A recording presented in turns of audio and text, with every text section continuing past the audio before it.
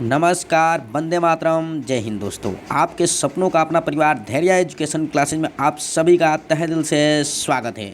तो आइए आज स्टार्ट करते हैं एनसीईआरटी पैटर्न पर आधारित Vidya question bank class 12 Hindi subject को। आपको बता दें कि इस चैनल के माध्यम से 10 to 12 बोर्ड एग्जाम प्रिपरेशन 2022 की तैयारी बिल्कुल फ्री, राष्ट्र हित में, देसी शुद्ध भाषा में कराया जाता है।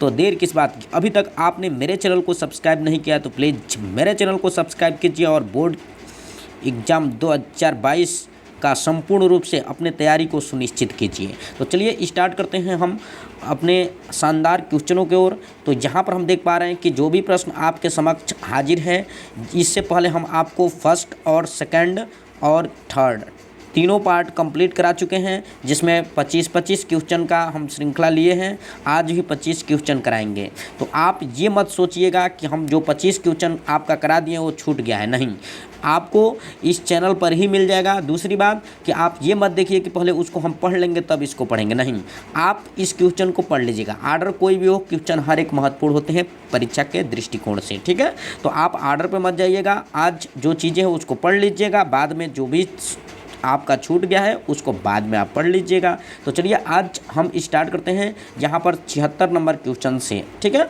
तो देख पा रहे हैं कि क्वेश्चन आपको दिया गया है कि छायावदोत्तर युग के गद्य लेखक कौन है, ठीक है। 2013 में पूछा गया है, बोर्ड एग्जाम में आया है ये क्वेश्चन। तो यहाँ पर छायावदोत्तर युग के गद्य लेखक कौन सा लेखक, तो गद्य लेखक की बात किया जा रहा है, ठीक है, कौन से हैं। तो यहाँ पर दे रहा है जयशंकर प्रसाद, माखनलाल चतुर्वेदी, वासुदेव शरण अग्रवाल और महावीर प्रसाद द्विवेदी। ये चार ऑप्शन में से एक ऑप्शन बताना होगा और एक मार्क आपको खटाखट पाना होगा, ठीक है। तो इसमें आपका सही आंसर हो जाएगा वासुदेव शरण अग्रवाल जी, राइट, बिल्कुल। तो इसको आप याद कर लीजिएगा, एकदम दिमाग में रखिएगा, ब्रेन में रखिएगा, जैसे ही परीक्षा में पाइएगा खटाखट हल करके आइएगा, ठीक है। तो अब कंप्लीट हो गया ये ना कि छायावदोत्तर युग के गद्य लेखक कौन है, तो वासुदेव शरण अग्रवाल जी। अब आते हैं अगले नंबर प्रश्न की ओर। यहाँ पर दिया जा रहा है कि निम्नलिखित में से कौन सा कवि छायावाद का नहीं है। अब आपसे पूछा रहा है कि छायावाद का कौन सा नहीं है, ठीक है। तो अब नहीं है कौन सा, तो यहाँ पर देख पा रहे हैं कि महादेवी वर्मा, ठीक है, जयशंकर प्रसाद है, सुमित्रानंदन पंत है, लेकिन जो मैथिली शरण गुप्त है ना, वो क्या है, छायावाद के कवि नहीं है, ठीक है। तो क्लियर, 2011 में पूछा गया है क्वेश्चन, तो ये भी कंप्लीट हुआ आपका। अगले नंबर प्रश्न की ओर बढ़ते हैं हम। अगला नंबर प्रश्न आपका क्या है, तो यहाँ पर हम देख पा रहे हैं कि आपका 77 या 78 नंबर क्वेश्चन होगा आपका, ठीक है। तो यहाँ पर देख पा रहे हैं 78 नंबर क्वेश्चन बोर्ड एग्जाम के लिहाज से अति महत्वपूर्ण साबित होने वाला है, ठीक है। तो यहाँ हम देख पा रहे हैं सन 1957 में पद्म भूषण से अलंकृत किए हुए, ठीक है। यहाँ पर दे रहा है कि किसने किया, तो राम कृष्ण दास ने किया, कि विद्यानिवास मिश्र ने किया, कि यहाँ पर देख पा रहे कि अज्ञे ने किया, कि हाँ हजारी प्रसाद द्विवेदी ने। तो आपसे पूछा जाएगा ये सन कि 1957 में पद्म भूषण से अलंकृत कौन हुए, तो यहाँ पर हम बताएंगे हजारी प्रसाद द्विवेदी जी हुए, ठीक, कंप्लीट। ये क्लियर आपको समझ में आ गया, सीधा हजारी प्रसाद कौन है, द्विवेदी जी है, ठीक, क्लियर। आगे बढ़ते हैं अगले नंबर प्रश्न की ओर। करा डॉक्टर संपूर्णानंद को मंगला प्रसाद, ठीक है, मंगला प्रसाद पुरस्कार प्राप्त हुआ, यानी कब हुआ, ठीक है, किस पर हुआ, ये बात हम आपको बताने वाले हैं, ठीक है। तो गणेश पर हुआ, कि यहाँ पर देख पा रहे हैं कि चिदिलाप पे हुआ, कि यहाँ समाजवाद पर हुआ, कि आर्थों का अधिदेश पर हुआ, ठीक है। तो यहाँ पर हम देख पा रहे हैं कि समाजवाद पर हुआ था। किस पर हुआ था, समाजवाद पे। तो आपका कंप्लीटली आंसर क्या हो जाएगा, समाजवाद, कंप्लीट। यानी डॉक्टर संपूर्णानंद को मंगला प्रसाद पुरस्कार कब प्राप्त हुआ था, यानी कैसे प्राप्त हुआ था, किस पर प्राप्त हुआ था, तो यानी किस पर प्राप्त हुआ था, तो सीधी बात है कि समाजवाद पर प्राप्त हुआ था। चलिए अगले नंबर प्रश्न की बात करते हैं। ये तो बहुत ही इंपॉर्टेंट प्रश्न है आपका। चिंतामणि की गद्य विधा है, ठीक है, चिंतामणि आप जानते भी हैं। तो यहाँ पर देख पा रहे कि ये नाटक है, कि उपन्यास है, कि निबंध है, कि कहानी है। तो चिंतामणि जो है, यहाँ पर देख पा रहे हैं कि आचार्य रामचंद्र शुक्ल का क्या है ये, तो ये निबंध है, ठीक, कंप्लीट। ये 13-15 में पूछा गया है क्वेश्चन, इंपॉर्टेंट भी है। आगे बढ़ते हैं अगले नंबर प्रश्न की ओर। अगला नंबर प्रश्न आपका क्या है, अब पूछ रहा है यहाँ पर कि निम्नलिखित में से नाटककार हैं, बताइए कौन से नाटककार हैं, ठीक है। यानी रामचंद्र शुक्ल हैं, कि डॉक्टर नगेंद्र हैं, कि यहाँ पर महादेवी वर्मा है, कि मोहन राकेश हैं। तो यहाँ पर हम बताएंगे मोहन राकेश जी हैं, ठीक है, कंप्लीट। आगे बढ़ते हैं अगले नंबर प्रश्न की ओर।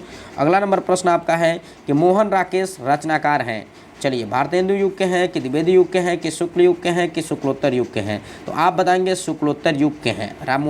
मोहन राकेश किस युग के हैं? तो शुक्लोत्तर युग के हैं। ठीक, एक लास्ट क्वेश्चन कि निम्नलिखित में से जीवनी है, आपसे जीवनी पूछा जा रहा है कि कौन सा जो है। तो यहाँ पर दिया जा रहा है कि क्या भूलूं क्या याद करूं, चिंतामणि, अतीत के चलचित्र हैं, आवारा मसीहा है। तो यहाँ पर हम बताएंगे कि आवारा मसीहा जो है वो क्या है? जीवनी है। कंप्लीट। आगे बढ़ते हैं अगले नंबर प्रश्न की ओर। अगला नंबर प्रश्न है आपका कौन सा? 84 नंबर। ठीक है, चलिए स्टार्ट करते हैं। बाबू गुलाब राय की आत्मकथा है, कह रहा है कि बाबू गुलाब राय की आत्मकथा कौन सी है? 2013 में पूछा है। कुछ आप बीती कुछ जग बीती। ठीक, मेरी जीवन प्रवाह, मेरी असफलताएं और अपनी खबर। तो यहाँ पर जो बाबू गुलाब राय का ये आत्मकथा है वो क्या है? मेरी असफलताएं। ठीक है, तो एकदम बहुविकल्पी टाइप्स के क्वेश्चन आएगा, आप ब्रेन में रखिएगा, जैसे आप पाइएगा खटाखट हल कर दीजिएगा। ठीक है, आगे बढ़ते हैं अगले नंबर प्रश्न की ओर। अगला नंबर प्रश्न आपका आज का क्या होगा? तो उपन्यास विधा पर आधारित रचना है। देखिए 13 और 16 में पूछा है कि उपन्यास विधा पर आधारित रचना कौन है? स्कंदगुप्त है कि गोदान है कि अशोक के फूल है कि चिंतामणि है? तो आप बताइएगा गोदान। कौन सा है? गोदान। उपन्यास विधा पर आधारित रचना कौन सा है? गोदान है। कंप्लीट। आ गया। आगे बढ़ते हैं अगले नंबर प्रश्न की ओर। अगला नंबर प्रश्न क्या है? संपादन द्वारा लेखों की भाषाई विसंगतियों पर को दूर किसने किया था? ठीक है, तो यानी भारतेंदु हरिश्चंद्र ने किया था, प्रताप नारायण मिश्र ने किया था कि महावीर प्रसाद द्विवेदी ने किया था कि आचार्य रामचंद्र शुक्ल ने किया था?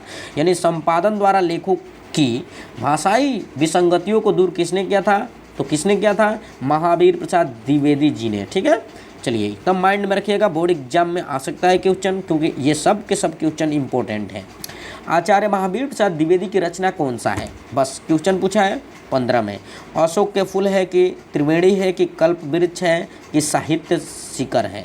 तो यहाँ पर हम बता देंगे सीधा आचार्य महावीर प्रसाद द्विवेदी जी का रचना जो है इसमें से साहित्य शिखर है। ठीक है, कंप्लीट। आगे बढ़ते हैं और भी देखते हैं। यहाँ पर दिया जा रहा है कि बोलगा से गंगा कहानी संग्रह है। ठीक है, बोलगा से गंगा कहानी संग्रह कौन सा है? जैनेन्द्र कुमार का है कि जसपाल का है कि राहुल सांकृत्यायन का है कि प्रेमचंद्र का है? यानी बोलगा से गंगा, कितना अच्छा नाम है। तो इसको हम बता सकते हैं राहुल सांकृत्यायन जी का है। ठीक, 2016 में आया है, बोर्ड एग्जाम के लिए अति महत्वपूर्ण है। अब यहाँ पर देख पा रहे हैं कुछ चीज़ें ऐसी हैं जो खटाखट याद हो जाती हैं, कुछ दिक्कतें होती हैं, बट कोई दिक्कत नहीं, आप बार बार प्रैक्टिस करेंगे तो हम उम्मीद देते हैं कि आपको याद हो जाएगा।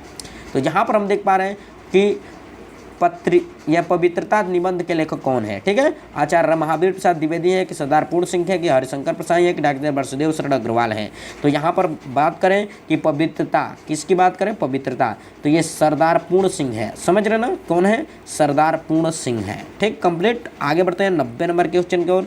90 नंबर के क्वेश्चन है उत्तर प्रदेश सरकार में शिक्षा मंत्री और यहाँ पर मुख्यमंत्री पद को अलंकृत करने वाले साहित्यकार कौन है? देखिए बहुत अच्छा ना बात है, शिक्षा मंत्री भी रहे और कौन कौन से रहे?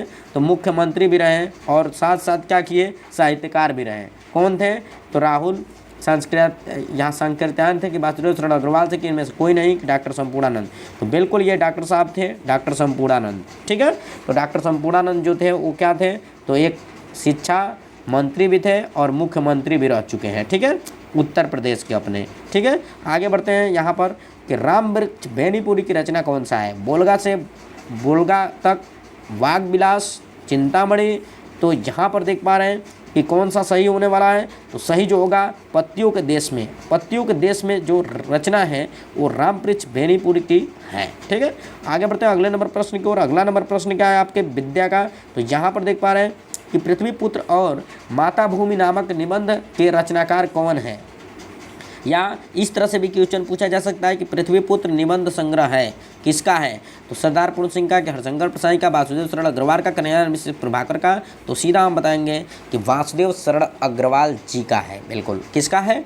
वासुदेव शरण अग्रवाल जी का है। Clear, complete. आगे बढ़ते हैं अगला नंबर 93 नंबर क्वेश्चन की ओर। सारिका पत्रिका का संपादन किसने किया था? सारिका पत्रिका का संपादन किसने किया था? प्रोफेसर जी सुंदर रेड्डी के, सच्चिदानंद हीरालाल वात्स्यायन गे ने, कि यहाँ पर जैनेन्द्र कुमार ने, कि मोहन राकेश ने? तो यहाँ पर आपका सही विकल्प हो जाएगा मोहन राकेश। बिल्कुल सारिका पत्रिका का संपादन किसने किया था? मोहन राकेश ने किया था। बिल्कुल कंप्लीट। आगे बढ़ते हैं अगले नंबर प्रश्न 94 की ओर। डॉक्टर हजारी प्रसाद द्विवेदी का उपन्यास कौन सा है? त्याग है कि भूले बिसरे मित्र है कि यहाँ चित्र है कि यहाँ पर देख पा रहे हैं कि रामदास का पोथा है कि सूरज का सातवां घोड़ा है? तो यहाँ पर डॉक्टर हजारी प्रसाद द्विवेदी का उपन्यास जो है वह क्या है? तो यहाँ पर हम बता सकते हैं अनामदास का पोथा। अनामदास का पोथा। बिल्कुल क्या बताएंगे? अनामदास का पोथा। अब अगला नंबर क्वेश्चन है आपका 95 कि हिंदी प्रदीप पत्र का संपादन होता था इलाहाबाद में होता था कि वाराणसी में होता था कि दिल्ली में होता था कि कानपुर में होता था? बिल्कुल आप जानिएगा कि इलाहाबाद में होता था। कहाँ होता था? इलाहाबाद में। हिंदी प्रदीप पत्र का संपादन कहाँ होता था? इलाहाबाद में। ठीक है, आगे बढ़ते हैं अगले प्रश्न को देखते हैं। 96 नंबर। स्कंदगुप्त नाटक के लेखक हैं? कौन है स्कंदगुप्त नाटक के लेखक कौन है? तो ये तो आप जानते हैं कि ये कौन है? डॉक्टर राजेंद्र यहाँ पर जयशंकर प्रसाद जी हैं, क्योंकि इनके द्वारा आप जानते हैं स्कंदगुप्त, चंद्रगुप्त, ये बहुत सारे ध्रुव स्वामिनी, ये सब के सब क्या था? उनका नाटक था। ठीक है, आगे बढ़ते हैं अगले देखते हैं। यहाँ पर दे रहा है 97 नंबर। इंदुमती है प्रथम कहानी है कि प्रथम उपन्यास है कि इसमें से कोई नहीं है कि निबंध है? तो ये प्रथम कहानी है। ठीक है, इंदुमती क्या है? प्रथम कहानी है। अब अगला क्वेश्चन आपका कि अपनी खबर पांडे बेचन शर्मा उग्र किस विधा की रचना है? ठीक है, तो अपनी खबर आत्मकथा, यानी अपने आप से अपनी खबर दो, तो ये क्या है? अपने आप के बारे में बता रहे हैं। ठीक है, तो इसका मतलब आत्मकथा हो जाएगा। चलिए 2 क्वेश्चन शेष रह जाते हैं, आपको 100 क्वेश्चन हम कंप्लीट कराएंगे। तो यहाँ पर 99 नंबर क्वेश्चन को देखते हैं। मेरी असफलताएं बाबू गुलाब राय किस विधा की रचना है? मेरी असफलताएं, ये भी तो बात है, अपने आप के बारे में बताया जा रहा है। तो जब अपने आप के बारे में कोई भी चीज़ें चर्चा हो तो ये सीधा हो जाएगा क्या? तो आत्मकथा हो जाएगा। क्या हो जाएगा? आत्मकथा। कंप्लीट 2020 में भी आया है, बहुत बार ये पूछा गया है क्वेश्चन। फिर आगे चलते हैं, देखते हैं हम यहाँ पर खड़ी बोली गद्य की प्रथम रचना है। खड़ी बोली गद्य की प्रथम रचना है तो किसका है? कवि वचन सुधा का कि गोरा बादल की कथा का कि कामायनी का कि चिदंबरा का? तो जहाँ पर हम बता सकते हैं कि जहाँ पर गोरा बादल की कथा। ठीक है, खड़ी बोली गद्य की प्रथम रचना कौन है? तो गोरा बादल की कथा। कंप्लीट। इसका मतलब आपका 100 क्वेश्चन कंप्लीट हो गया, यानी ओनली 4 वीडियो में, यानी 25 का टर्म रखते हैं हम, ज़्यादा श्रृंखला बढ़ाते नहीं है ताकि प्रश्नों की, ताकि आपको दिक्कतें हो सके। ठीक है, तो चलिए आज के लिए बस इतना ही, दीजिए मेरे को इजाज़त। तब तक के लिए नमस्कार, वंदे मातरम, जय हिंद दोस्तों।